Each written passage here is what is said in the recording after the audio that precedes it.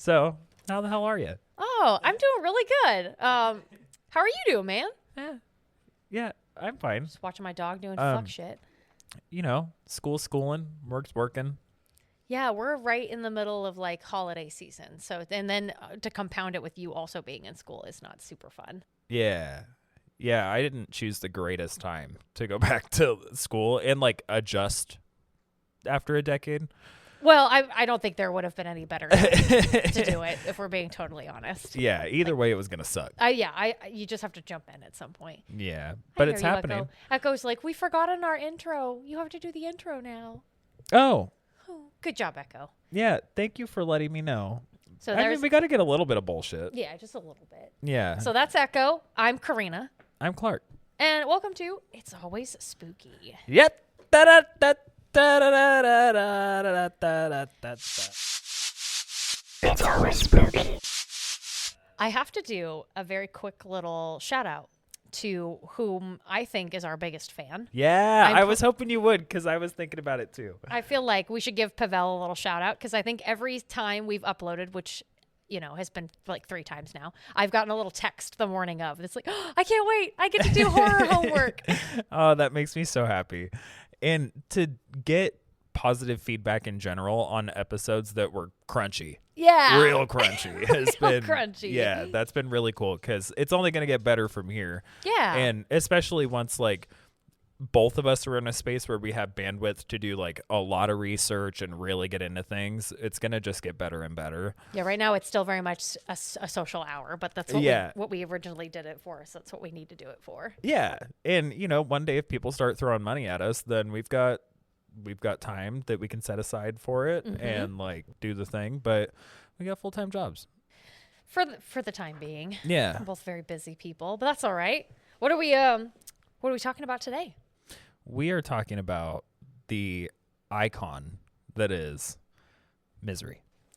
1990s Misery, which came out only 3 years after the book, which is interesting that because I'm pretty sure the book came out in 1987. Right. That was like, oh shit, that's good. Throw it on film. I was gonna right say now. Right, and I wonder how many other King films were made into a movie at that point.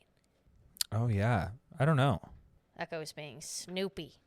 Well, I've been joking with Harrison that like every time Echo complains, I've been voiceovering for her, right? And her biggest complaint is that she has to work 14-hour shifts at the fish cannery, and how hard it is for her because she can never get enough beauty sleep. They don't give her any breaks there. No. Oh, and she's not allowed to eat any of the fish. Oh no, of course not. She can't be taking product. So that's her biggest complaint right now. You got to give her beauty sleep because she's got to work another 14-hour shift at the cannery. Yeah, don't you even think about taking some of that product from the man, Echo. The man will come down on you. They'll cut your peaties off. Uh-huh. They will. You don't eat any of that salmon no matter how much you want. Mm-hmm. You won't even be able to lick your feet anymore because you won't have feet. They're going to cut them off and just blowtorch the stump until it's black, Echo. Speaking of taking off feet, Misery. Back to the topic. How do we always just happen to wade into a good segue? Yeah. Well, I had to do that. I was like, we were talking about cutting off feet, and I was like, oh, gotta give that little detail from the novel. Like the most iconic scene of the book and the movie. Yeah. I mean, I didn't read the book, right? But I watched a couple of breakdowns of it, and it seemed like the book had so much more like just graphic violence. Oh yeah. Like it wasn't more of like a psychological torture. It was more of like both, really. In the book it was very much both. Like she seemed a lot more sadistic in the book. Her being Annie Wilkes. Seemed like in the movie she was definitely off of her rocker and was definitely like aware of the torture that she was implementing, but in the book it seemed like she was much more willing to push it too far, willing to do things that were, like grotesque and gory and like sadistic is the best term that I can think of, to inflict pain and torment like in the same breath, because like especially with like cutting off his thumb and presenting it in a cake like that presents not only the physical torment but then also the emotional and mental torment on top of that. Yeah, I haven't gotten to read the book yet. I started listening to it a few days ago. But I haven't had too much time where I've been able to actually focus on what I'm listening to. And I've also been turning it on when I go to bed at night because, that's a really good thing to listen to go to sleep. Have like nice lucid dreams about in the middle of the night. Yeah, it's been great. But even just the little bit that I've captured from it, it has been a wildly different book than I anticipated. But it's also King. I should have known. Yeah, absolutely. How many pages is it? Do you know? I don't. It's not long. Oh, it's okay. I'm actually going to look. I think it's like 300. Let me see. Oh, that's not long at all. 320 pages. Damn, that is short. Yeah, published in 1987.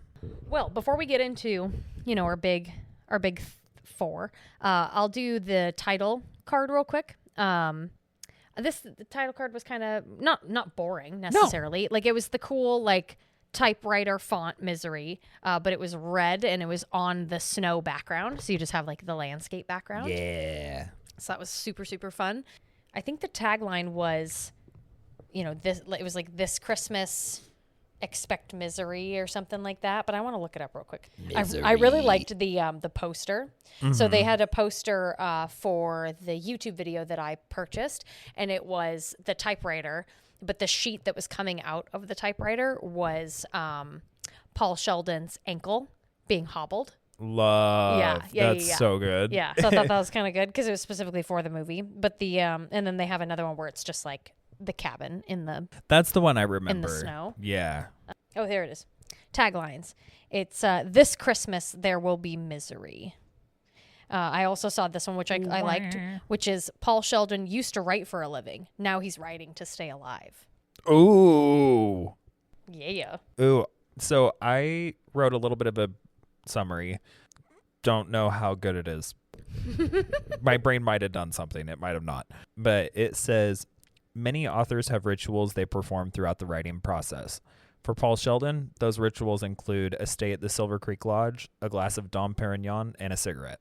Once his manuscript was complete, he began to make his way down the mountain when an unexpected blizzard struck, causing him to lose control of his vehicle and wreck. Shortly after, he's rescued by his number one fan, Annie Wilkes. But will she prove to be his savior or his worst nightmare? I like it. Yeah. I feel like as far as overarching themes in Misery, it's really there's kind of two things. So the book itself is written in a time where Stephen King was reflecting on his own addiction. Yeah. So there is a lot of addiction elements in it. They talk about it pretty frankly throughout it too. Yep. Also, is it James Caan? James Caan. Mm-hmm. James Caan. I think it's James Caan. I think that is how you say it. James Caan was also a raging alcoholic. Yeah.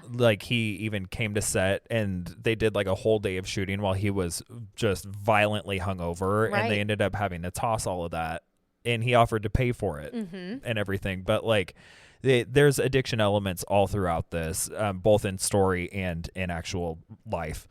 But then the other thing is parasocial relationships. And I feel like that wasn't something that was really in the zeitgeist at that time. Mm-hmm. The 90s was kind of the beginning of people being these global superstars and that sort of thing, with the invention of everybody having TVs in their houses and internet starting to be a thing, right. And all of that.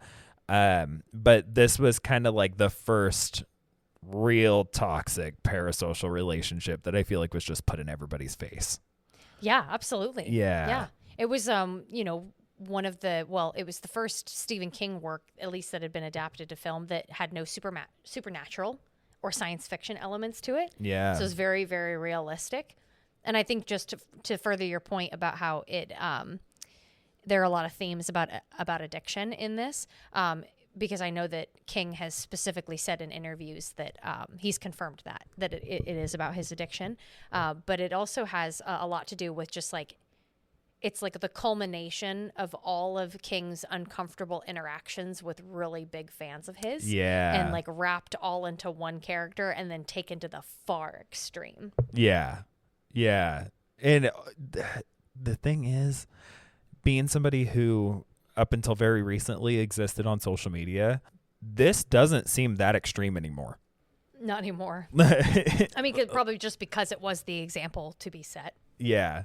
Nowadays, like, fans want blood, sweat, and tears from the people that they admire or like the artists that they follow and everything. They want to be like up their assholes and causing them pain while they're celebrating them.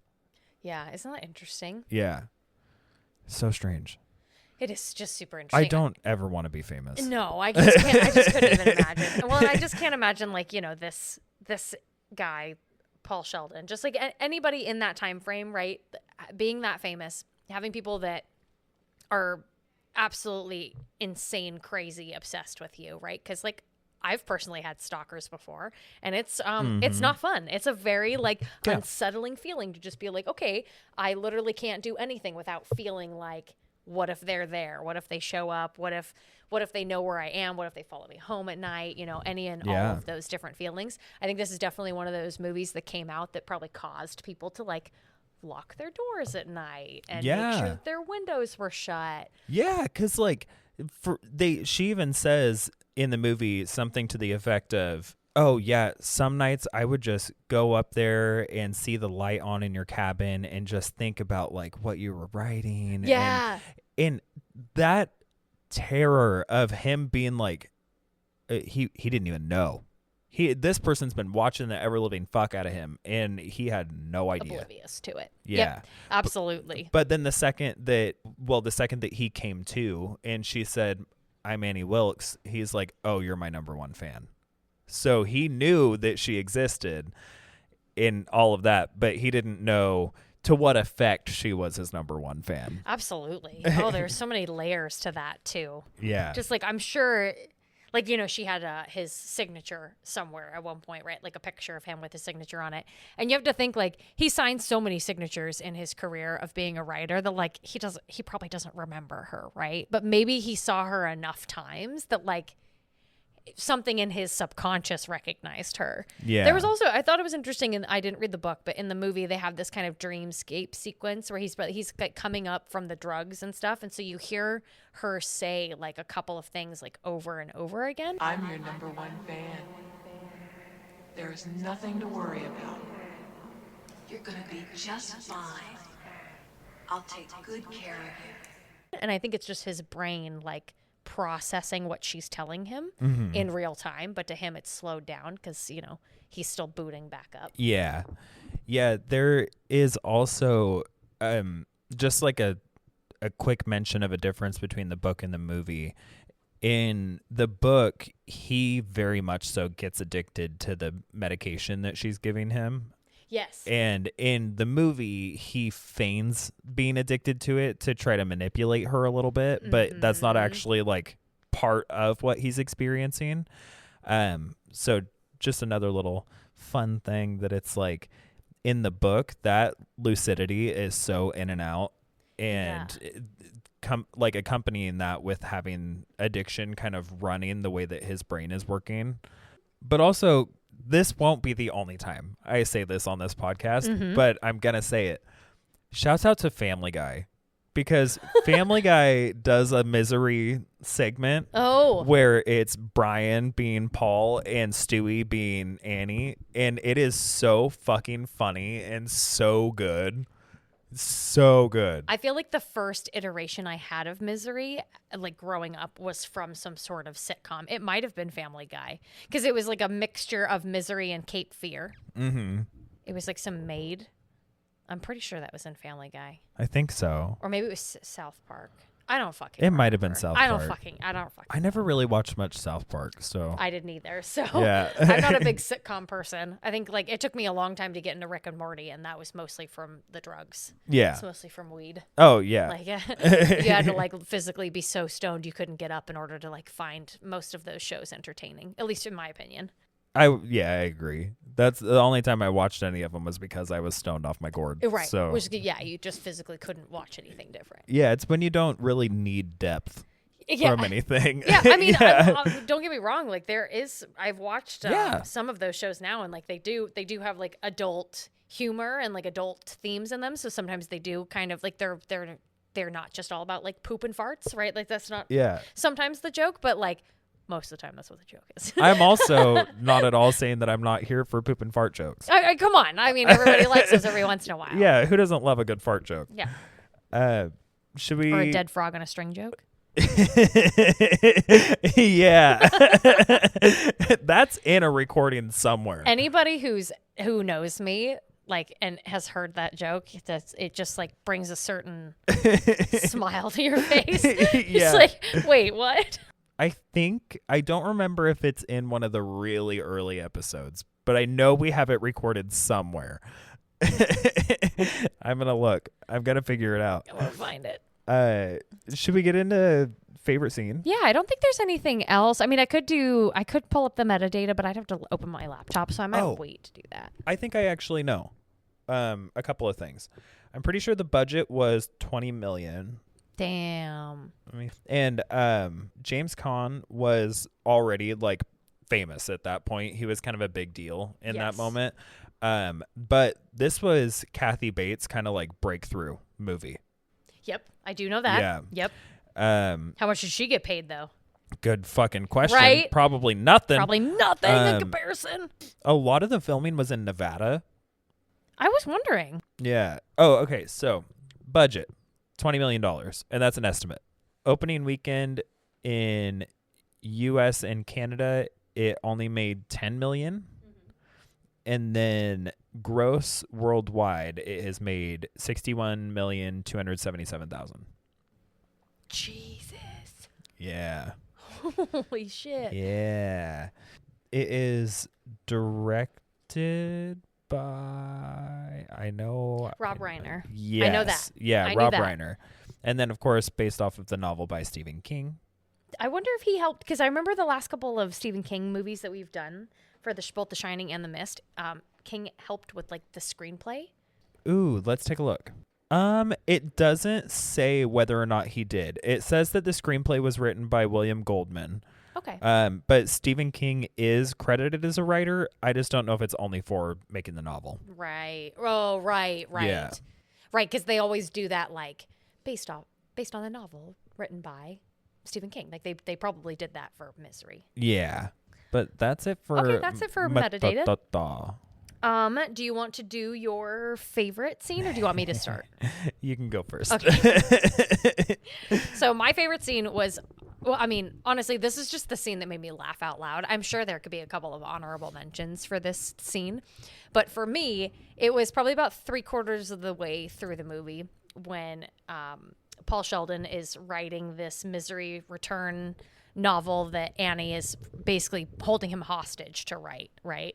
And he's just having a day where he can't think of anything. He can't think of what to write.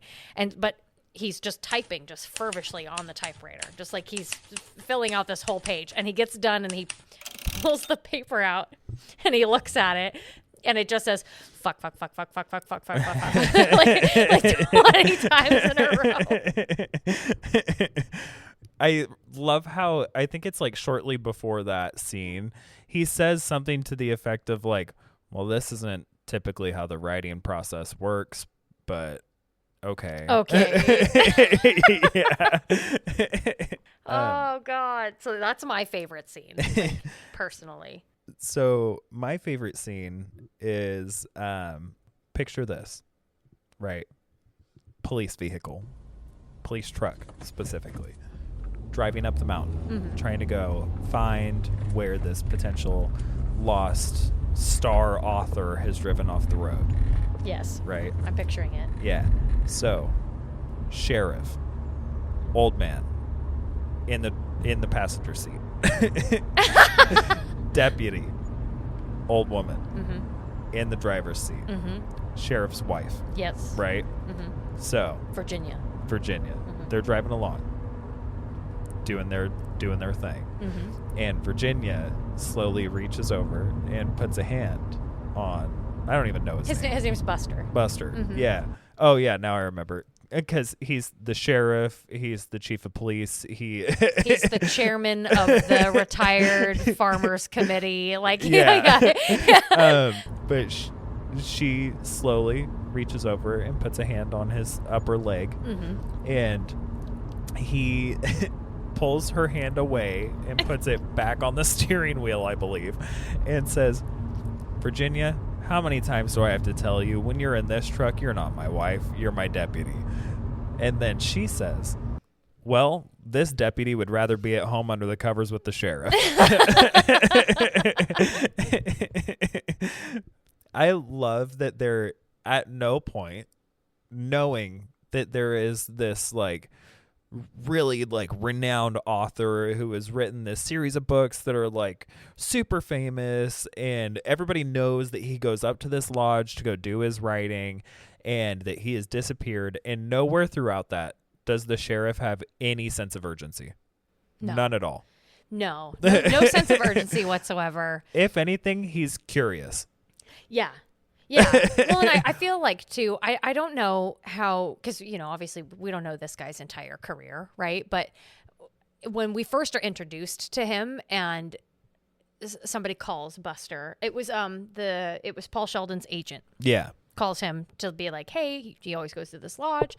Have you heard from him? Like, he's been missing for like a week. Yeah. A week at this point. And Buster, like right after he gets off the phone, Deputy Virginia comes in and she goes, oh, a phone call, but busy morning, right? Like they're not used to doing shit for shit. Like probably I would guess the biggest thing that happened in their town since that incident was the last time Annie was being investigated for being the dragon lady. Yeah. And killing infants at the hospital that she was working at. Well, and even to kind of like highlight a little more what I guess their duties are as a police station, if you can call it that. More like a shop off the house, I guess. But it's like the people who live above their businesses. Yeah.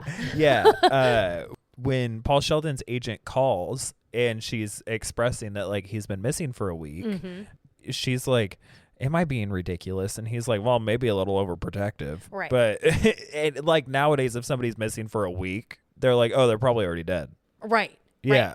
Right. A week is a long ass time to be gone, right? To like to not have any trace of you. And maybe it would be from a standpoint of like this time period, what was in the 60s? Like when Paul Sheldon was missing. I think it was in the late 60s.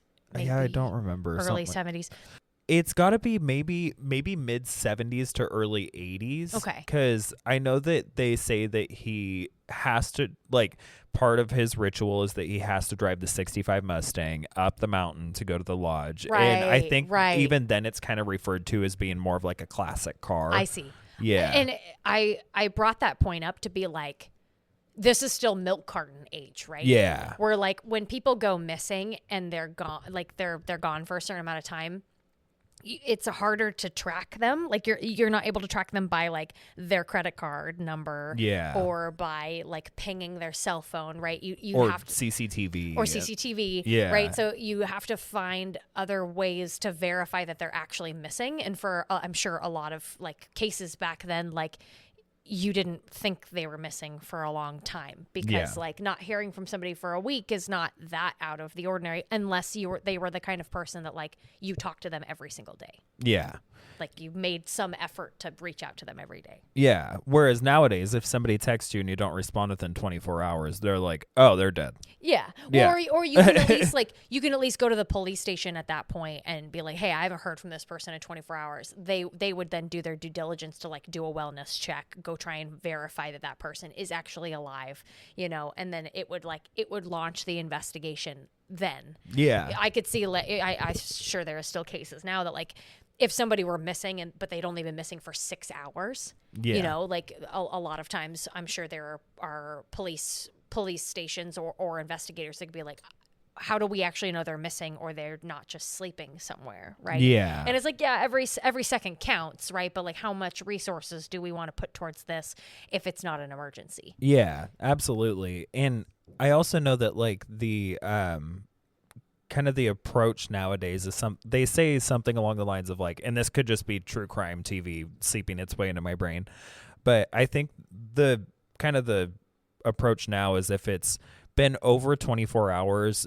the chances of finding them alive is like exponentially decreased. Yeah. It was like 48 hours. After 48 hours of somebody going missing, like the chances of finding them alive goes down significantly. Like it's not even like a third. Like you have like a 23 to 30% chance of finding them. It's like lower than that. Yeah.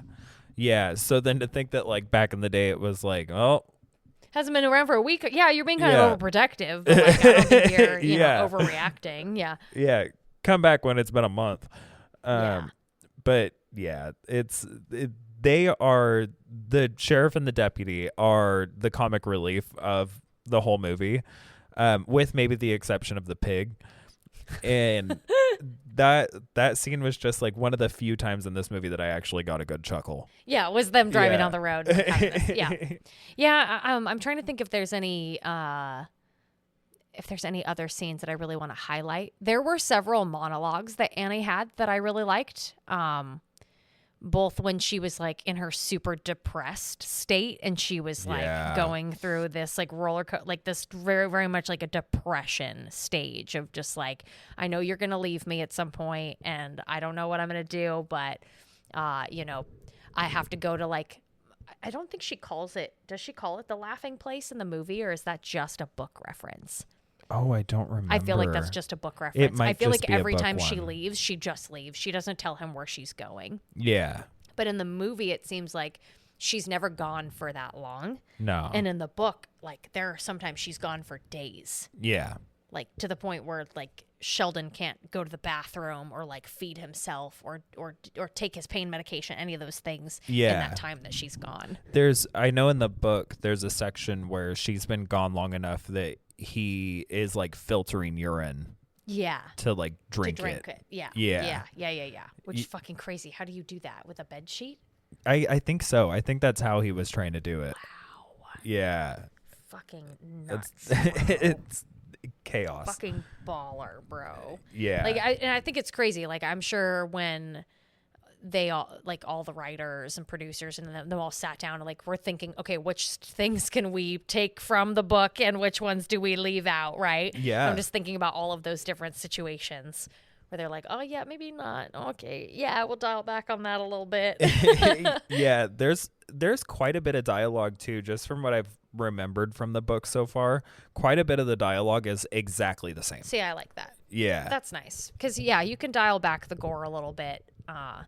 I do always appreciate, like, if you really like a movie and it has a book adaptation, watch the movie first, because then, like, you get a nice, like, flavor from the movie, and then you can go and you can devour the book, and it's going to be better. It's going to be richer than the movie is. Yeah, and I feel like also in horror movies, or horror books, I should say more often, there isn't always a lot of descriptors for the way that you just, like, picture the people. They do a lot of scene building and a lot of setting building, but they don't always necessarily go into depth of what you imagine the person to look like. Yeah. So watching the movie first is nice because you actually have a face that you can put to the name. A visual. Yeah. Yeah. Yeah. And it helps with retaining it a little bit. Yes, absolutely. Yeah, it just gives you like a better surface understanding of the lore, if there's a lot of lore that you need to know before like reading the book, or if you need to know like some of the themes that are going to be in there. Yeah. You know, watching the movie can kind of just give you a little bit of a preamble. I mean, sometimes it doesn't. Sometimes the book is completely different from the movie. Yeah. And it doesn't make sense to you know, watch the movie and then read the book and like try and make any kind of comparison, but I feel like in a lot of cases, like whenever I found that I really liked a movie and I found out there was a book on top of it, I vastly enjoyed the book more. Yeah. In most cases. And it just made like my love of that book even greater because I already had like an understanding and a passion for it. Yeah. Before reading it. Yeah, I think I typically advocate for either one or the other, where I'm like, oh, this is something that you have to read the book first, right, or this is something that you have to watch the movie first. The only exception to really choosing between the two is probably The Shining. Mm-hmm. I'm like, do either, because they are the same, but they're entirely different art pieces too. Yeah. Yeah. Yeah, and I don't think it takes a lot of credit unless you're really like a diehard King fan to like his work over the director's work. Yeah. Because a lot of times King's adaptations he's not a big fan of. Yeah. Right? Like he doesn't like either the director's spin on whatever his movie is, or he doesn't like the direction that their film adaptations take. King is also fairly notorious for not even liking his work after X amount of time, where he's just kind of been like, Is that why he sucks at coming up with endings? Is just because he writes these super long form books and then he's like, I'm bored. It might be. I feel like back in the day, I feel like he used to be really good at like having a fully developed beginning, apex, end, like that sort of thing. But I think with the level that he cranks out, it just kind of got lost with, I mean, he kind of did a Ryan Murphy where he started creating all of these things and then never really finished any of them well. Yeah. Yeah. Yeah, they fizzled out at the end. Yeah. I mean, yeah, I haven't read a lot of King's works all the way through. It's been a very, very few. It's been mostly short stories, so I don't have a good enough understanding of him to really like know what his writing style would be, or like what tropes he typically falls into. Or I have had a lot of people suggest, and I'm gonna read it at some point. But apparently his fantasy novel Fairy Tale. I started Fairy Tale. I started the audiobook for it, and it sounded very interesting. Apparently, it's very well done. Yeah, I've heard that. Yeah. I've heard that. I was very surprised at just how like fantastical it was. I was wondering at one point when the horror was going to come in. Yeah, yeah, and also his book on writing, where it's half memoir, half like teaching people how his writing process goes. Oh, interesting. Is actually brilliantly written. Okay. It is so good. What it's just called On Writing? Yeah. Oh, cool. Okay. Yeah, he puts a lot of like personal stories that are sprinkled in of like times when he was writing these books and like that sort of thing, and how his process has evolved. That's kind of cool. Yeah. I wonder how he like collected those notes. Yeah. Because like, how would you go back to like my mindset when I was writing this book? That was where I think I started to gain a little bit more of an appreciation from him after I read that, because I learned that he doesn't think of, and this is actually pretty well exemplified by Misery. He doesn't think of a story. He gets inspired by something that's around him, right, and then he thinks of a character.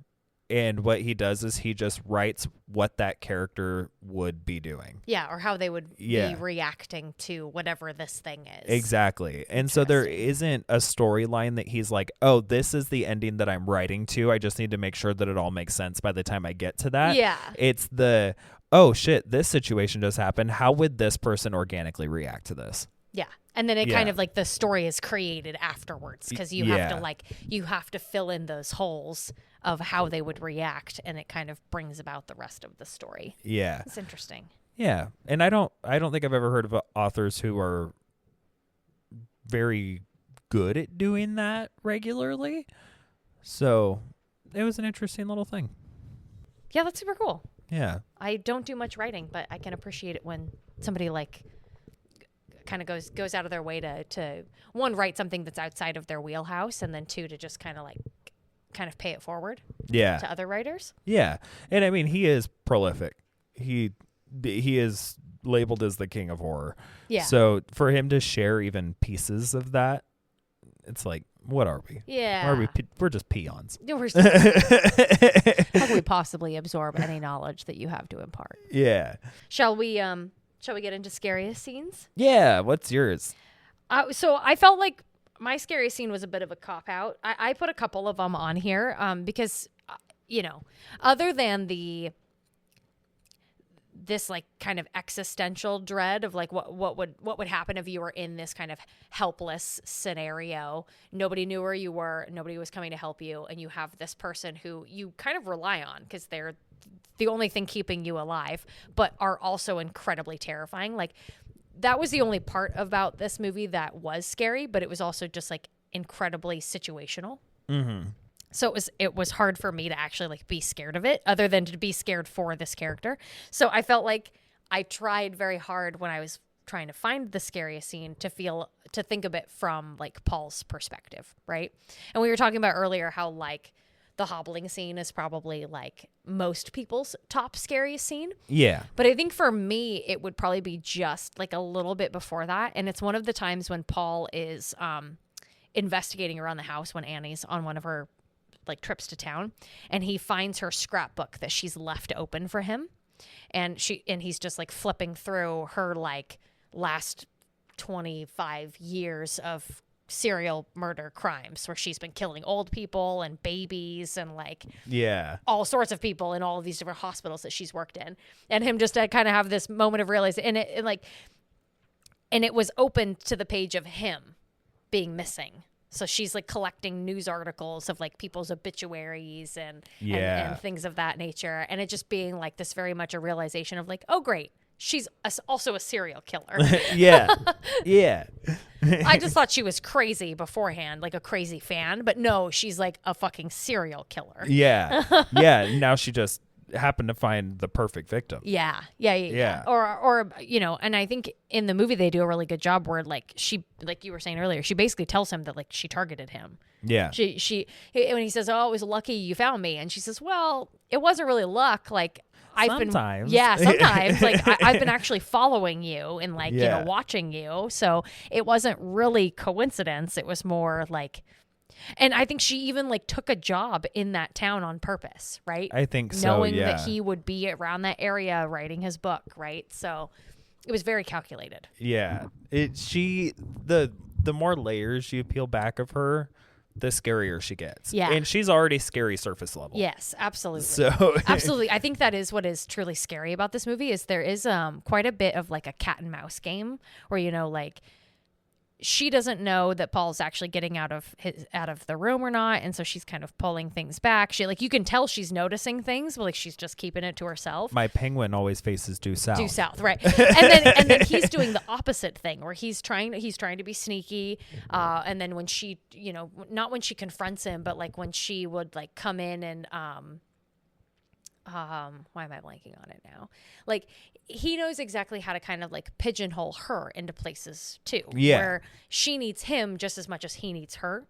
And so it very much is like this battle of wills, this like chess game that they're playing with each other of like, I don't know. I found it very interesting how like unwilling Paul was for a long time. You know what I mean? Like if I knew that I was completely powerless, I've got this person that has complete like control of me, I would try as hard as possible to like play nice to get more and more like opportunities. Oh yeah. Right? Like just super, super drinking the tea, drinking the Kool-Aid, just Oh, being yeah. like, just, you know, like doing my absolute best to be as genuine as possible and as like as grateful as possible so that I could hopefully get more freedom and more like access. Yeah. But the fact, like, I don't know, the fact that he's defiant from the get-go, and so that it automatically puts her on edge and makes her suspicious. Yeah. And then when he starts getting out and like hiding things and like, I don't know, it was a very interesting, like, I don't know, play on it. Yeah, because I think I would try to do the same thing because I would have the mindset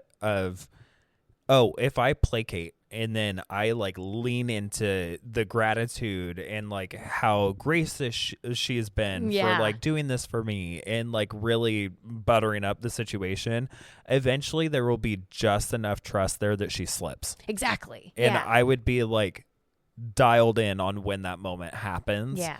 Because it's inevitable. At some point that will happen and I can take that and run with it. Right. And I just kind of feel like when you do the opposite, you're like always looking over your shoulder. Yeah. Right. And you're having to cover up like your crimes, essentially. Like you're having to cover up the fact that like you're actively trying to escape whenever she's out of the room, to the point of even like trying to distract her, being like, oh, I need this special kind of paper, or oh, could you get a candle for me so we can have like a romantic moment here, you know, like little things like that. And I think in my brain, and this is probably just like hindsight's 2022, is I would also think to myself like, this woman is obviously very intelligent. I'm not going to be able to just like pull the wool over her eyes by just like pretending like I don't know what's going on. And, you know, so I feel like you almost have to, if I were actually in this situation, you would really, really have to like try to play as like dumb as possible. Yeah. And as like, oh, I'm 100% here. Like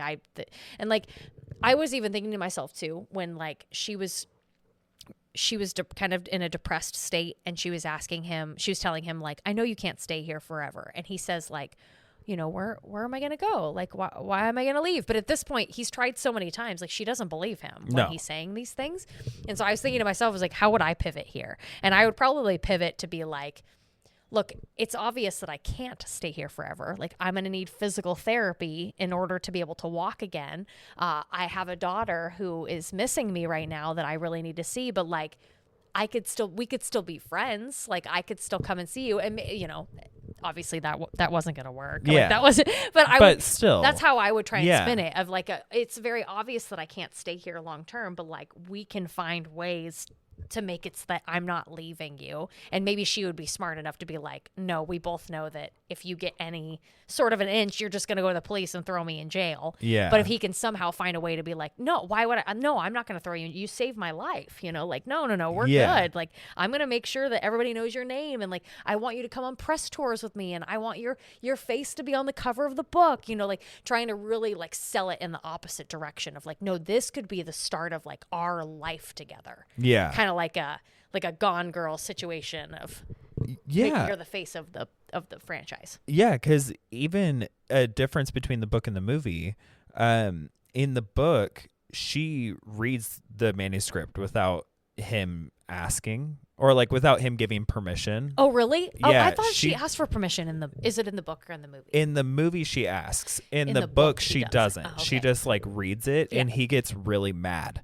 And so their relationship essentially starts off with him being mad at her. Mm-hmm. And there is like never that moment of like gratitude that she saved him. Yeah. So yeah, it does kind of start it off on a rocky foot to begin with, before he even knows anything about her. Yeah.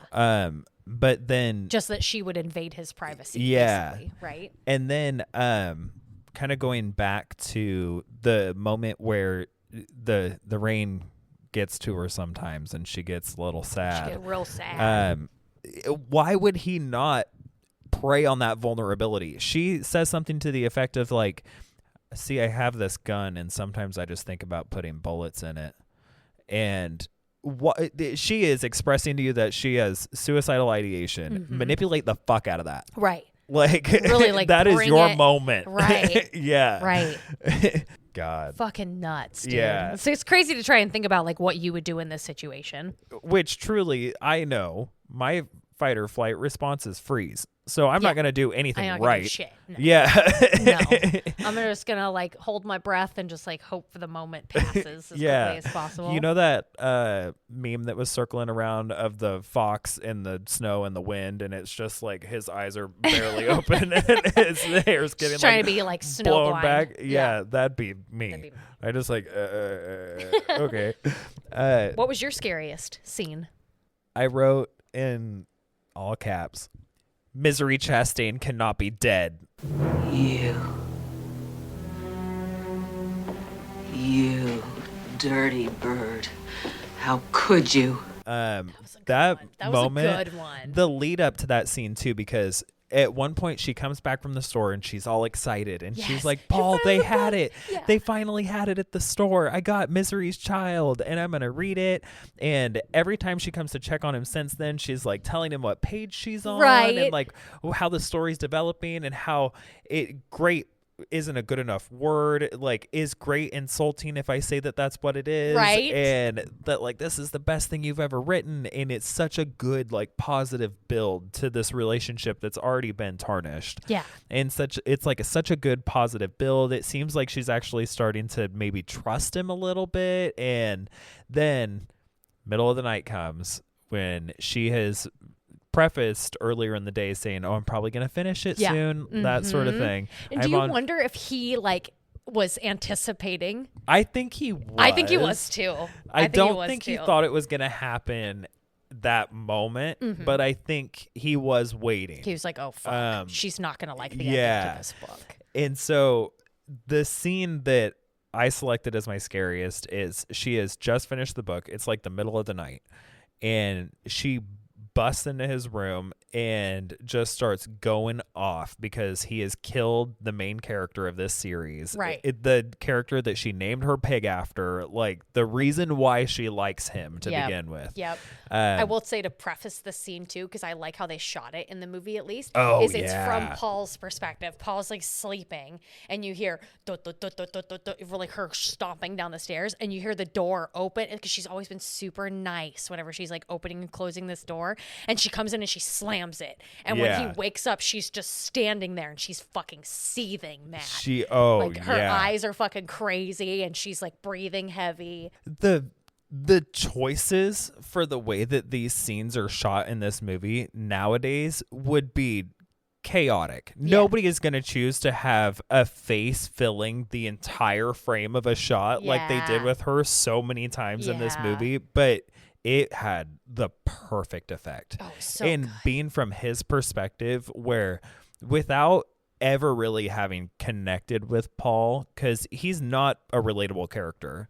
No. Without ever really having connected with Paul, in that moment, you are in his shoes. And she is staring at you. Yeah. She is yelling at you. Yeah. And that feels so tense. Like jarring. Yeah. Yeah. Visceral almost, right? Yeah. And Kathy Bates in this movie is terrifying. She's like, so good. She's so good at like that flip, right? Because she can be the nicest person. And like, nicest is the best word that I can come up with. She's sweet. She seems affectionate. Yeah. She's like well put together. She's well mannered. She's like all of these different, like when Buster comes over and she's like throwing out all the charm and stuff. Yeah. The only thing about that, and we can talk about that later, is just how like it's like laying it on thick, like sugar frosting. And you're like to the point where in Buster's brain, I'm almost thinking like, she's doing like this is an act. This is a little much. Yeah, we're going a little too far. Like you're talking as if like you've rehearsed this story several times, not like we're having like an organic conversation. Yeah. But anyways, like this ability for her to flip flop between being super kind and super, like understanding and super human, to then like flipping a switch and becoming like batshit crazy. Yeah. Like not only batshit crazy, but fucking violent too. Because like it's also in all of these different moments.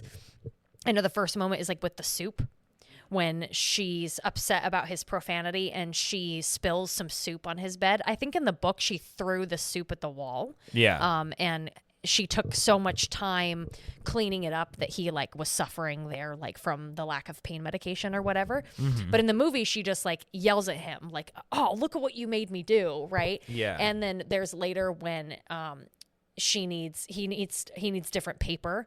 And so before she leaves, she just like slams the book down on his legs. Right. To physically cause him pain. And then again, when she's screaming at him in the bed, she's shaking it. And you can see again, it's like it's causing him physical pain. And then she like breaks a stool up against the wall. Yeah. Yeah. Yeah. And she just like that. That's just like flip switch. Yeah. Right? From going from like just very maternal and very like nurturing to being like not just psychopathic, but violent. And like you're the target. Like, oh my gosh. Since you brought up the paper, we get to that scene last night and Nick is like, "You wouldn't type a rough draft on that paper." And I'm like, he fucking would know about what paper it is that they're using. Mm-hmm. My boyfriend that is a graphic designer would know about the paper quality. Yeah. He's like, "You wouldn't write a rough draft on that paper." Well, is it because it's like finished paper? Yeah. Oh, interesting. Yeah, he's like, "You can't mark that up. It's going to smudge." And then he's like, "Yeah, this paper smudges." Yeah. That's fucking awesome. Yeah. Oh my God.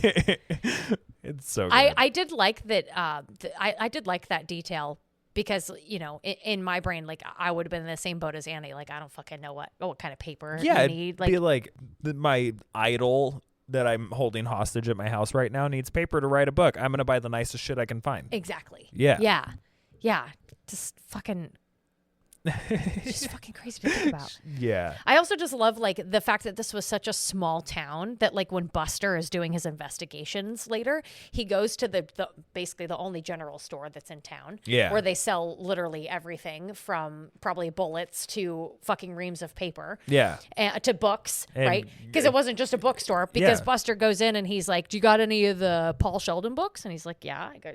He shows him and he's like, "Did Annie Wilkes come and buy one yet?" And he's like, "Are you kidding me? Like she always has me set one aside for her." Well, it's also the place that she gets her bitchin' pig feed and her bitchly corn or whatever it is. No, her effing pig feed and her bitchly corn. Right. And then Buster like immediately goes from like, did she buy her copy? And then he goes, did she buy anything else that's kind of weird lately?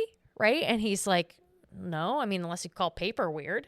Right. And so it was just, I don't know what it was about that. Was it where it was just like, it was such a small town that like if she would have lived anywhere else, Buster been like, couldn't who have the made fuck that. are you talking about? Buster couldn't have made that correlation. It was literally just like from a small town vibe of everybody knowing everybody. Also, that quote of like effing pig feed and bitchly corn or whatever it is. Now, Wally, give me a bag of that effing pig feed and 10 pounds of that bitchly cow corn. Is a direct quote from the book. Oh, like is that right? she nailed that. It was so good. People don't talk like that. Yeah. I don't go down to the store. I do have a couple honorable mentions for scenes. Yeah. The hobbling scene deserves an honorable mention as it is. That is the iconic scene from this movie that like besides I'm your number one fan. That is the scene that people would know. Yeah. Yeah. And the fact that you see the first ankle when she hits it is gnarly. It is so gross. You know how they did that? No. They actually, we're getting into trivia a little early, but that's fine. They actually had holes in the bed so that James could stick his legs in just to the knee. And he would just have his legs just like sitting underneath the bed. And then they made prosthetics from the knee down. Oh, to do okay. That whole like ankle bending. That scene. makes sense. So like his, from the knee down, like that wasn't his legs. It was just prosthetics. But it looked so real. The reveal of his legs at the very beginning when she says, "I'm most proud of my work on your legs." And she pulls the covers back and you're just like, "Oh, that's fucking bad." I'd like to have seen a doctor try to do any better. I mean, sure.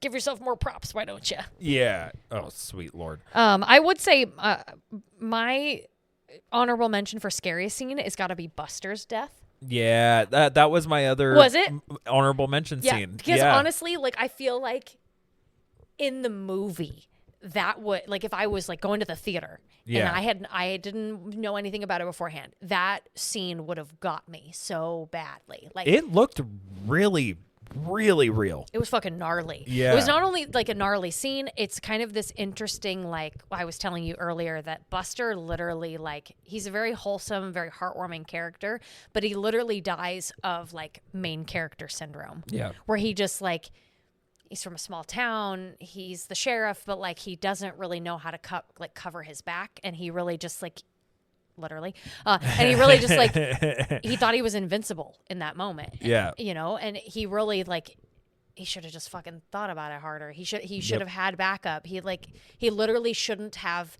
treated Annie as if she was not dangerous. Yeah. And maybe it was just because he didn't think she was dangerous. That is also, I think anyway, the only frightening scene in the movie that actually relies a little bit on the element of surprise. Yeah. Because all the rest of the scary scenes, you can like hear her coming. You know she's entering the room. Like there's some like build up to it, like some build up to the horror, but you know kind of where it's coming from. And I mean, in hindsight, like I knew Buster was gonna die. Like it just like the way that like the culmination of events was happening, and just the fact that like you can't see her, you just see him running through. And I'm thinking to myself like when Paul knocked over the charcoal grill and was yelling, I was thinking Annie was going to like drop a bunch of dishes in the kitchen and just pretend like some accident happened. And so when Buster comes in, like I kind of figured that was what was going to happen. And so I really like that, he turns around, he can tell where the sound is coming from. So he opens the closet and he just sees Paul at the bottom of the stairs. And I don't even think Paul like gets a word out. No. Like he just looks down and he goes, Paul Sheldon? And just like a hole just like blows through his chest. Yeah. And he just falls down the stairs and Annie's just standing there with a 12 gauge. And I remember like watching it and I was just like, oh fuck. Yeah.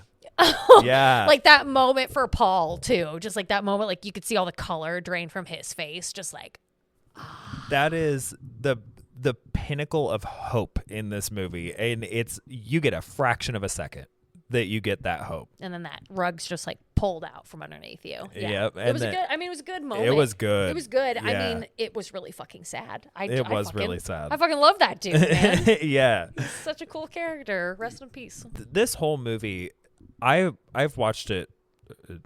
I don't even want to think about it. At least like 2 or 3 times a year every year. Yeah. Since I was a kid. Yeah. And those scenes never cease to impress me. Yeah. Yeah. I wonder, I do remember. I remember there was a cop that died in the book, but it was a very different death, right? He wasn't even like the small town sheriff that had been investigating the disappearance. He was one of many people that was investigating the disappearance, and he was just like canvassing door to door. He didn't like go to Annie specifically, like didn't target her specifically. Yeah. And he ended up getting distracted in the same manner, seeing Paul, but she ended up killing him with like a sharpened cross and a riding lawnmower. Yeah.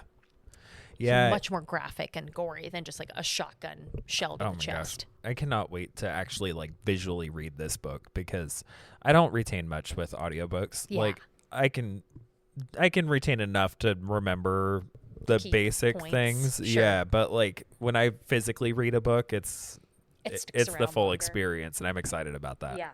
So, trivia. Stephen King was quite impressed with Kathy Bates' performance in this film, so much so that he later wrote 2 more roles for her. The title role in his novel, Dolores Claiborne, was written with Bates in mind, and Bates later starred in the film adaptation in 1995.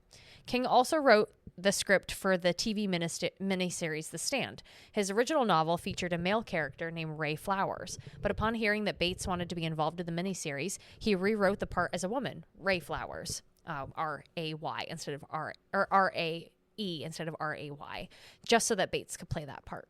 Nice. It's pretty fucking cool. You already said the James Caan showed up to set hungover, so I'm not going to do that one. I thought that was really cool. I really liked this one. So James Caan and Kathy Bates clashed over their acting methods. Yeah. I liked this one. So Caan believed having as little rehearsal as possible, and Kathy Bates was in theater. So she really wanted to like practice and have everything perfect for her lines.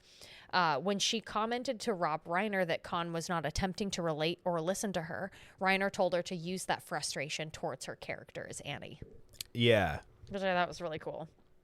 Also, I don't know if this is in the trivia, but initially Reiner wanted Jack Nicholson to play Paul Sheldon, but Jack didn't want to work on anything Stephen King again. Yeah, after that Stanley Kubrick, which is pretty funny because I don't think Rob Reiner would have worked him nearly as hard. No. But like, I don't fucking blame him. No. Oh my God. No. If your experience with acting something Stephen King is doing The Shining by Stanley Kubrick, yeah, no fucking thing. Yeah. After refusing to speak about his motivations for writing Misery for 2 decades, Stephen King finally came out and stated that it is indeed about his battle with substance abuse. Kathy Bates' character is a representation of his dependency on drugs, what it did to his body, making him feel alone and separated from everything, while hobbling any attempts he had made to escape. In his statement, he said he did not come out with it at the time because he was not ready, and because he was afraid it would detract from the story. Ah, okay. I did read that King also stated that Annie was his favorite character that he ever wrote because he felt that she was oddly deep and sympathetic. Yeah. And I think she is. I think, You know, I didn't watch the Castle Rock series, but I have heard that there has been like other homages to Annie Wilkes' character where she's painted very much in like a damaged protagonist, where like she had a really hard upbringing and like trauma in her childhood that kind of fractured her brain and made her the person that she was. Doesn't excuse any of no actions or behavior, but can maybe give you just like a little bit more of like a sympathy for that character. James Caan's fake legs were molded out of gelatin. Armatures with wire were inserted into the prosthetic ankles so that after Annie hit them with the sledgehammer, they would bend at the desired gruesome angle. There were holes cut into the mattress so that Caan could hide his real legs up to the knee. Yeah. I thought this was really cute, too. Kathy Bates ended up getting upset over any violence in this film. James Caan recalled that his co-star was crying when it came to shooting the hobbling scene. She also cried before shooting the fight sequence at the end. Oh. She was visibly like, I don't want to. I don't want to. They were like, okay, now it's time. You were right. All right, but like action.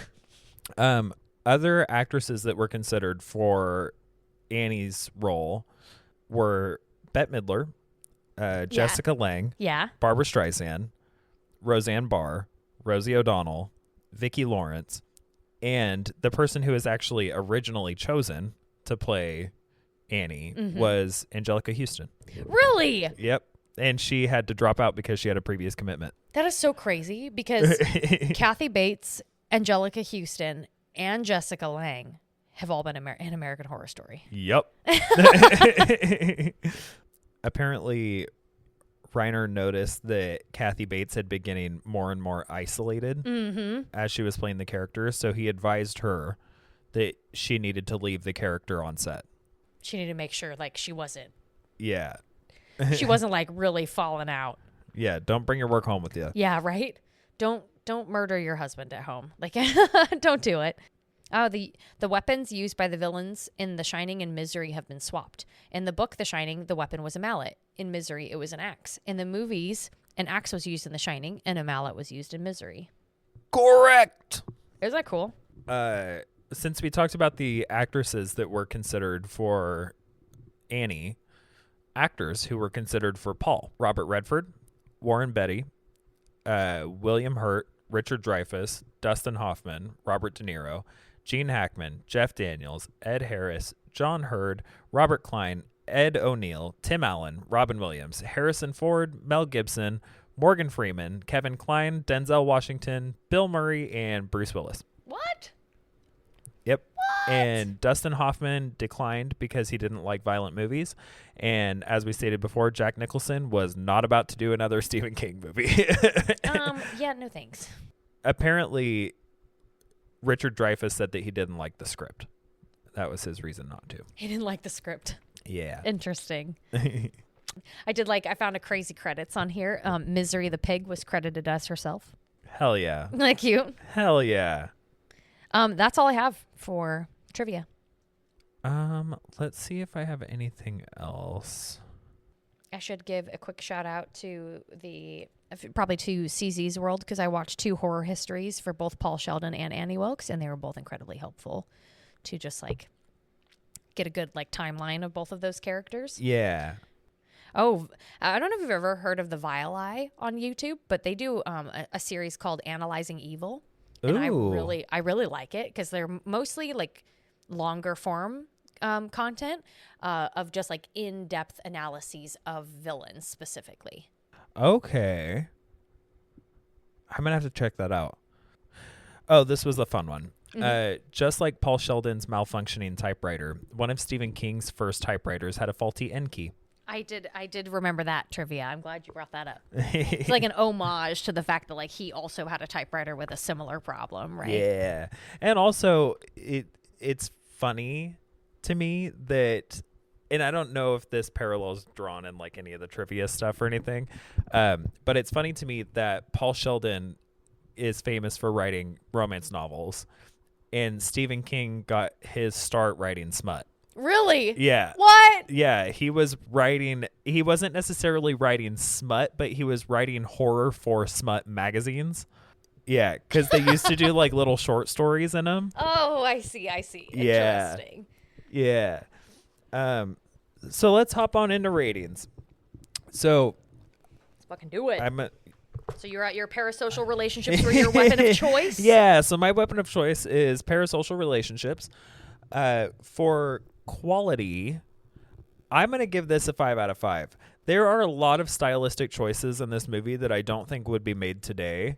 But they were just the right collection of those choices to make it really have an impact. Yeah. Yeah. Absolutely. Yeah. She is terrifying. He is not a character that you like. Like, he's not relatable. Don't really care about him. Really, the only thing I think that you can even pull out of him is that you just don't want anybody to have to endure that. Yeah, And you don't it's want not any that human to have to endure that. Yeah, and it's right. not that you like him. No, or that you Yeah. sympathize with him. Yeah. I mean, I agree with you. I feel like I'm thinking back now, I don't really think of any gratuitous scenes either. No. Even the scene of like the deputy and the sheriff looking for his car and they don't actually find anything, but then they have that like slow pan where the audience gets to see that he wasn't even like 3 feet from the car. Yeah. Even that was like, it was still a poignant scene. Yeah. Yeah, everything in it. It's an hour and 47 minutes, I think it is. So pretty close to God's given length. And it's like, it's an hour and 47 minutes that you're buckled in. You're good to go. But I'm into that last 17 minutes. I think it's important. Yeah, absolutely. It very much is a very well-rounded film.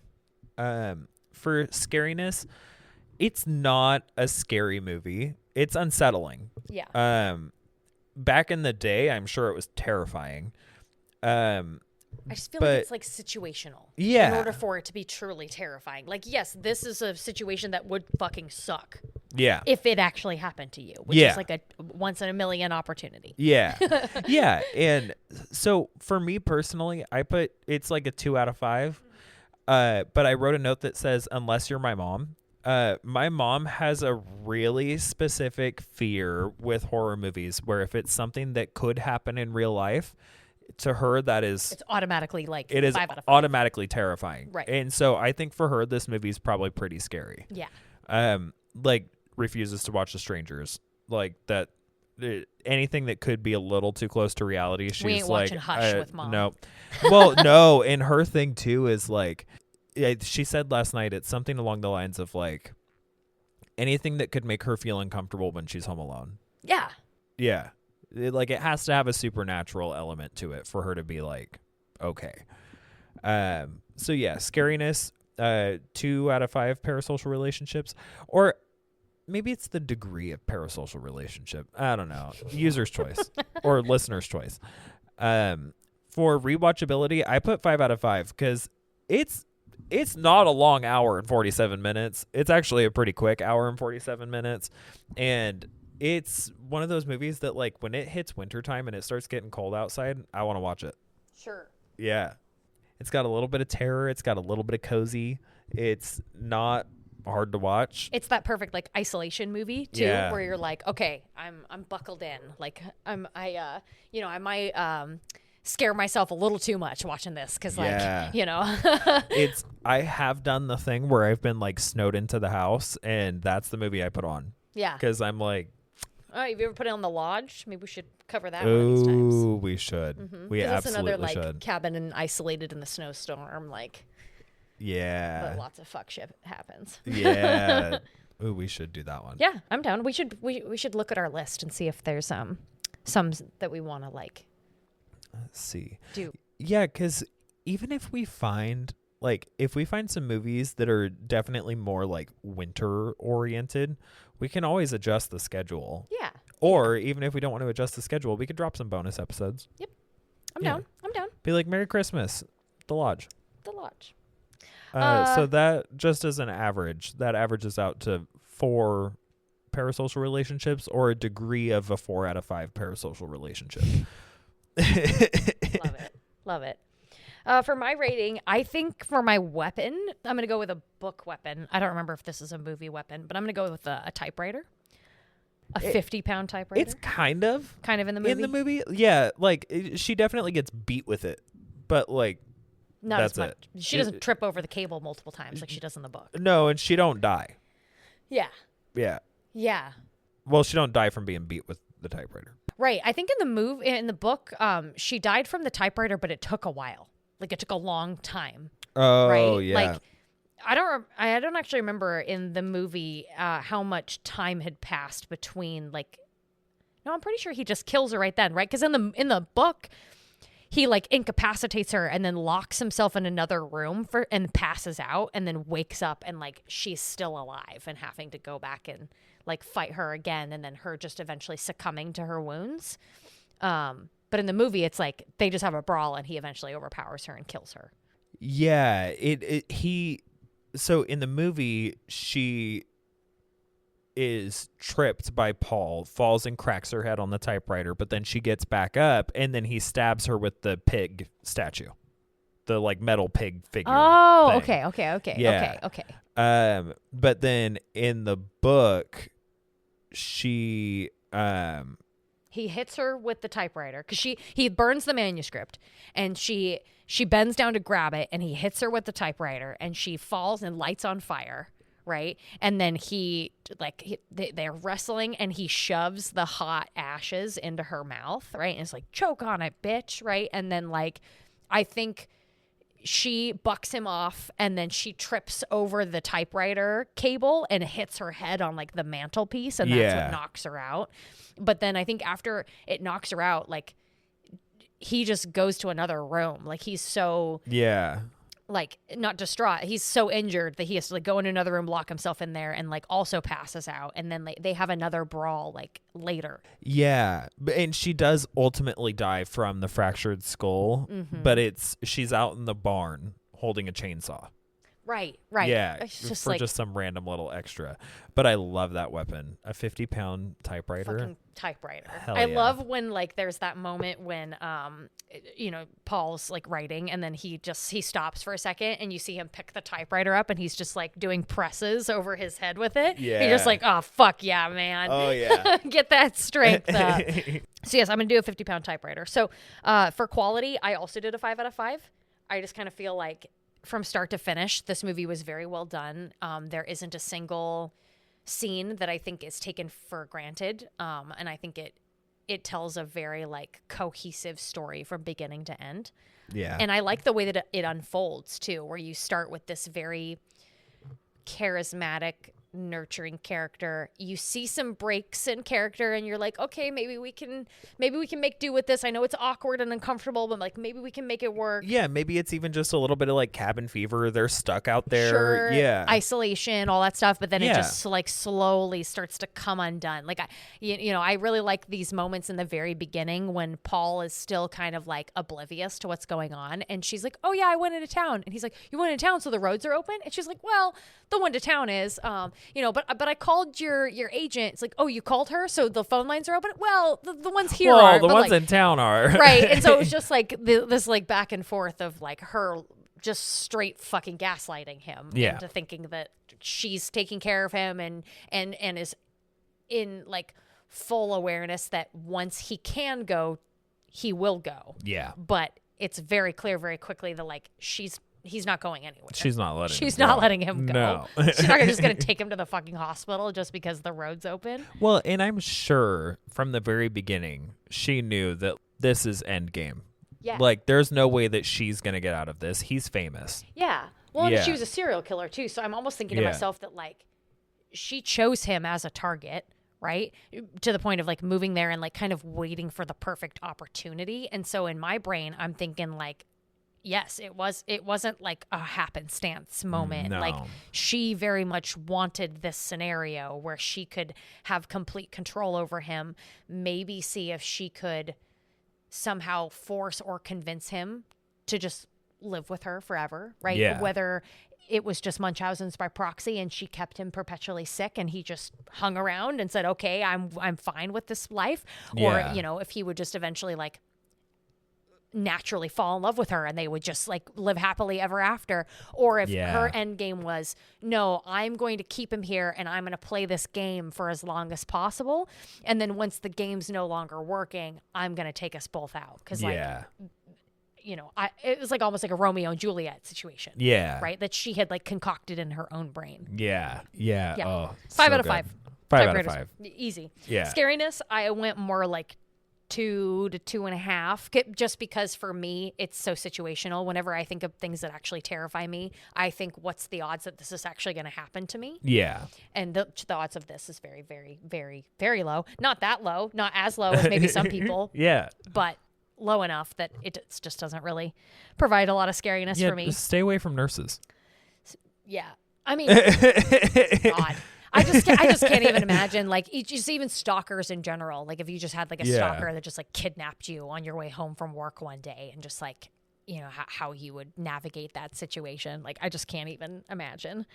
Rewatchability, though, I will give it 4 typewriters out of 5. Hell yeah. I had never seen this movie before because, like we were saying with Halloween, I felt like I knew everything about this movie, so there wasn't really a whole lot else to discover about it. I was very wrong. It is definitely one of those movies, like, if you have not seen it, you definitely should watch it. It's a fantastic film. I had heard from a lot of people when I was listening to breakdowns of this that they had felt that Kathy Bates' performance was very cheesy and very, like, campy and, like, not something that people would take seriously. And I very much did not feel that way. No. I felt like her performance was so stellar. She freaks me out. I feel like great is an insulting term to use. Yeah. Yeah. Like, I hate when this happens to people, but it does. I don't see her as anything but Annie Wilkes. Anytime I see her in anything else, I'm like, that's Annie Wilkes. It's from Misery. Yeah. Yep. The woman from Misery. And I think a lot of people associate her that way. Yeah. She is incredible in everything that she does. Don't get me wrong. Kathy Bates is an absolutely phenomenal actor, but she's Annie Wilkes. Yeah. This was her, like, opus magnum. This was like her movie. The movie that she will be remembered for into memoriam. Yeah, absolutely. Yeah, I loved her in American Horror Story. God, it was so good. Even just as a head. Yes, even just as a head, or as a white-blooded cyborg. Yeah. What else we got here? Oh, our last bit before we wrap up for the night is, what are you doing? Oh, I have a couple of fun things. Yay! It's not really going to be like watching or reading or anything like that. That's fine. Because I think I already covered what I'm reading a couple of episodes ago, because it's taking me forever to get through a book. Well, yeah, you're busy right now. Yeah, so I'm still reading. I'm pretty sure I covered it last episode. It's called Something in the Woods Loves You. Yep. Yeah, still phenomenal. Hard to read. Really sad. Hard to read. But I am, for the first time, in a position where I can actually give a little bit more than normal around the holidays. And my best friend Chase recently moved across the country, and I was not happy about that. Yeah. And so I was like, well, I'm gonna have to try to plan for like going to visit and all that kind of stuff, but like I used to see him every day. Yeah. And then like every few weeks at least. And now I'm going to see him once a year. Like, that doesn't feel right. No. So I bought him a PlayStation and bought me a PlayStation. And Jesus. Yeah. Well, they were on sale. Oh, yeah. Black Friday. Yeah. Yeah. So I bought him a PlayStation and bought me a PlayStation. And now we're going to start a Baldur's Gate campaign. And we're going to play every week so that we can at least virtually hang out. Sometimes it's what you got to do, and like that's good. Yeah, that's something. Like I had the means to be able to do it. Yeah, and so I was just like, I'm just gonna do it. And I love that. Yeah, so that was fun. Have you guys started yet? No, I think we're starting this Saturday. Oh, yeah, and I'm really excited. Yay. I still need to get comfortable with the controls because on a PlayStation, Baldur's Gate is something else.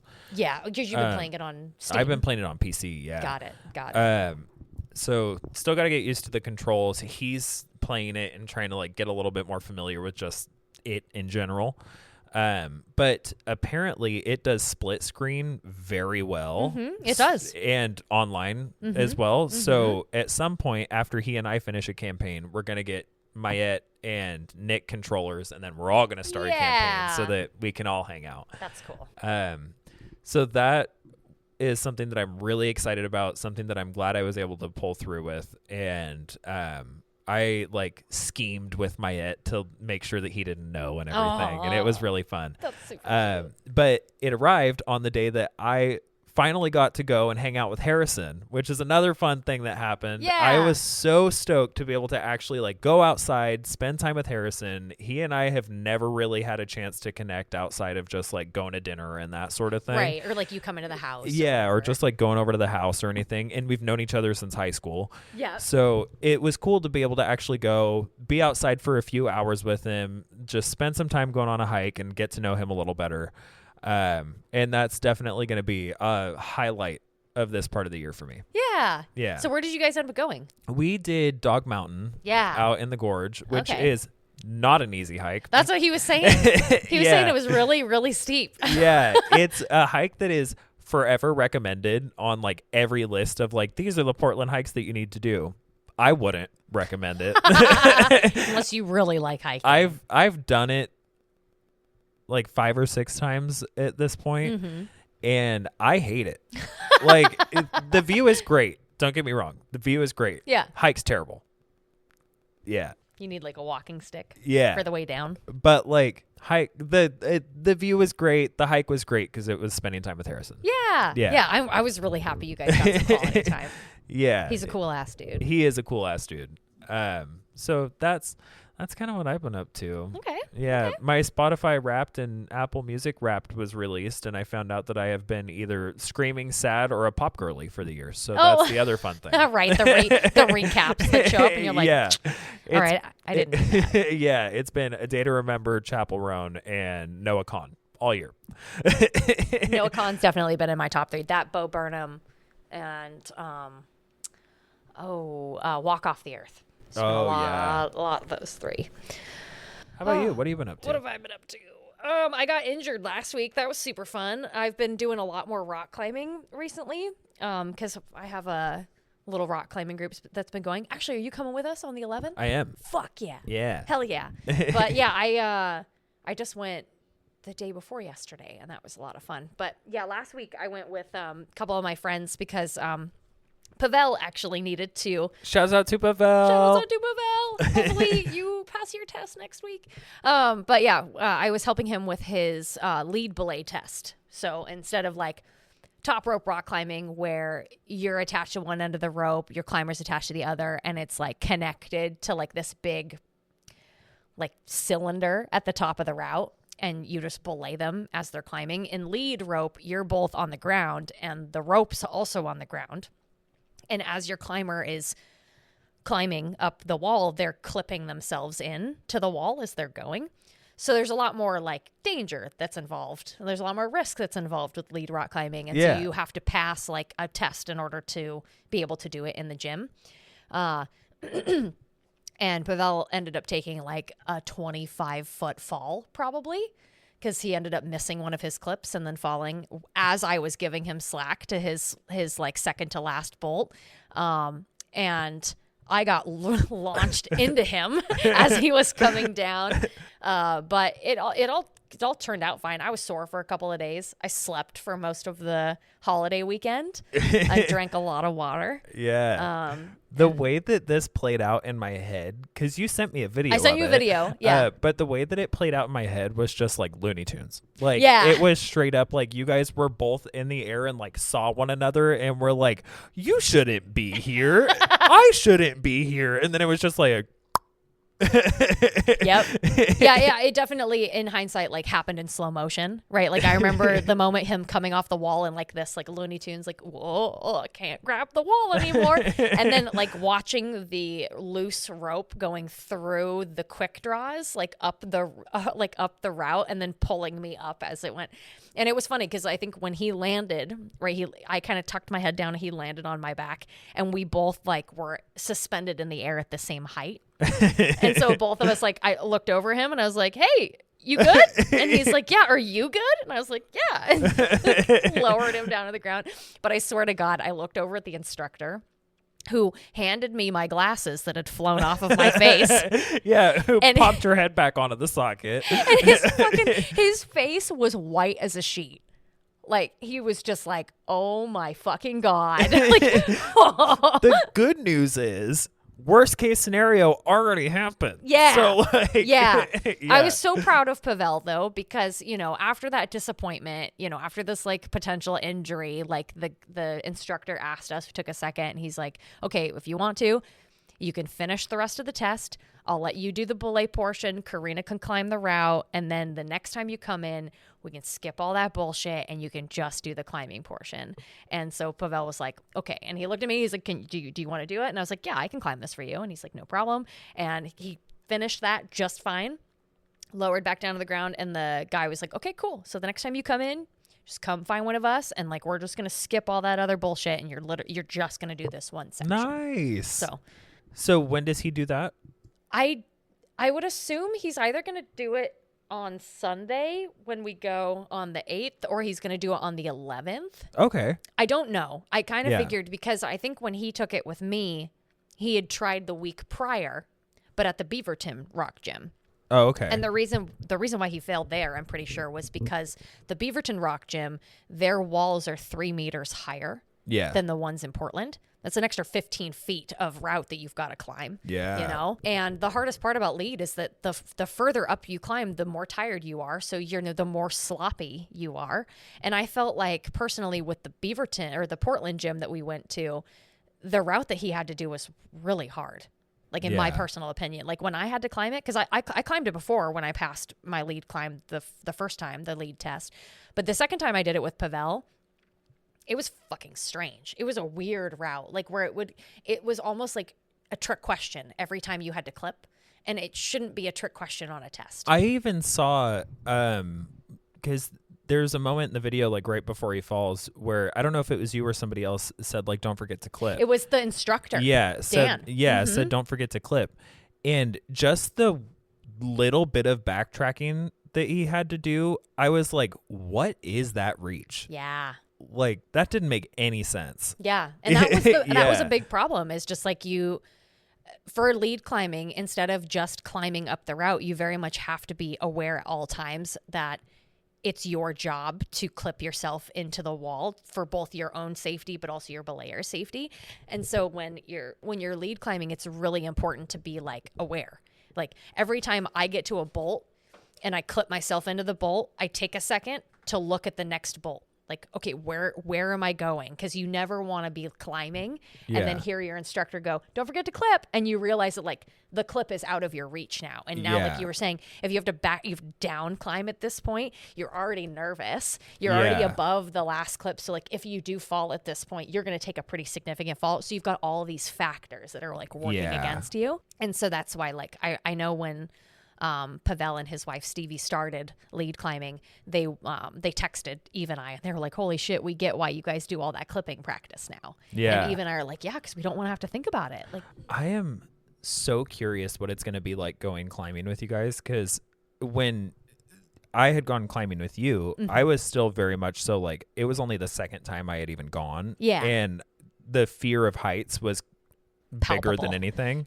And now I've done a lot of bouldering, so I haven't had anybody. Like, it's just been me, a wall, and no safety feature. And so now I'm curious if I'm going to be a little bit more confident in your climbing ability. At least in my climbing ability. Or if now that it's been like a month since I've gone, I am going to be horrified. So I will we'll say, see. like, I mean, I always notice I sometimes get butterflies in my chest too when like I'm really high up, but I always try and just like focus on the problem that's right in front of me. I try really hard not to look down and realize how high I am off of the ground, because a lot of times when you are rock climbing, it's a very intuitive sport. It is. And as long as you just realize that like you can take breaks. I love that top rope for me is safer than bouldering, because at any point, if you're just like, I'm going to fall, like I can't, you don't have to, you can literally call take, and you can have your belayer take up all the slack, and you can just sit there in the air for a second, let your body rest if you wanted to finish the route. Or if you didn't, you could get halfway up and be like, that's it, I don't want to go any higher, and like you just get lowered from there, like super, super easy. Like a cow with a harness and a helicopter. You're just carried down. Just carry it back down to the ground safely. it'll have already happened by the time that this episode comes out. But I do just want to highlight again, like, I am so stoked to meet Pavel. Yeah. Sounds like such a cool human. It's going to be a good time. Our rock climbing crew is some pretty stellar humans. They're pretty cool. That's awesome. Yeah. And I can't wait to show you some more rock climbing because it's definitely a big passion of mine. Well, and I've had a few people who climb regularly want me to go out and do pictures while they're doing it. Right. And for me, the better I can get at it, the better the pictures are going to be Sure. because I can be climbing relatively close to them. Yeah. And then be able to like stop and like take shots. Yeah, you should definitely come with us when we go to Smith this next summer. The only other thing that I've been doing besides obviously rock climbing is I recently got back into a game that was on sale. It's the scariest game I've ever played. Can you guess what it is? Is it Subnautica? Yeah. I literally told Eve this the other day, and she's like, "Why are you playing that game? That you hate that game. It's terrifying." And I was like, "I know, but I can't stop." But yeah, it was on sale, and I bought it a while ago physically, but I think I gave it to Colin when he got my other Switch for me. And so I saw it on sale the other day, and the second one's like coming out in early access next year, and I was like, fuck it. I know it scares the piss out of me, but I'm going to play it. And so right now I'm playing it without sound, and it's going a little bit better than it did the first time. I have been playing a game besides Baldur's Gate. The Forest came out for PlayStation. Oh. And The Forest is fucked. The Forest is good. That game is hard. That's that Blair Witch game, right? It's the one that's the precursor to Sons. Yeah. Yeah. And where you're like the investigator and the dog, and you're like, no, there's like a plane crash. You're on an airplane and it crashes, and then it's like mutants.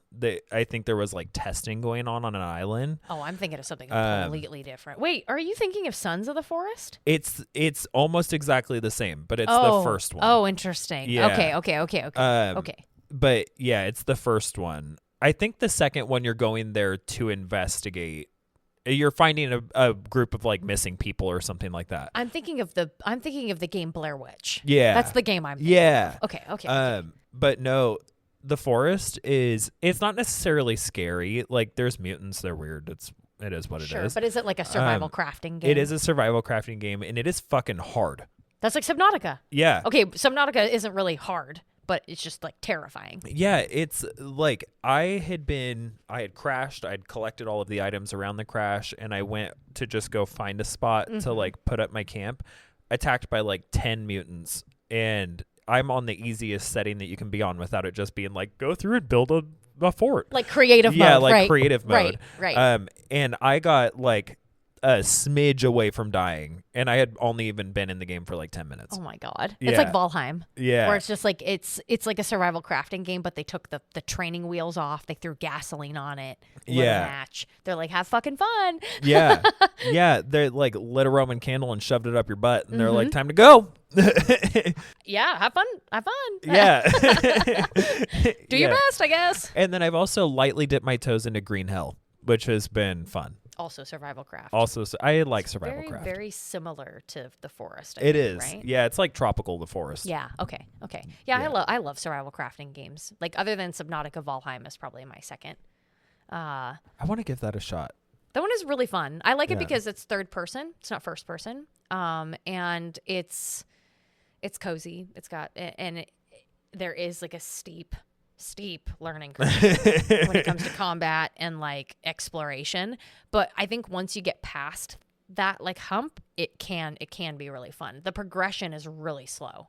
But, okay. Like discovering new recipes takes a long time because you have to like go to new biomes in order to do that, and there's only like 8 total. Okay. So you like.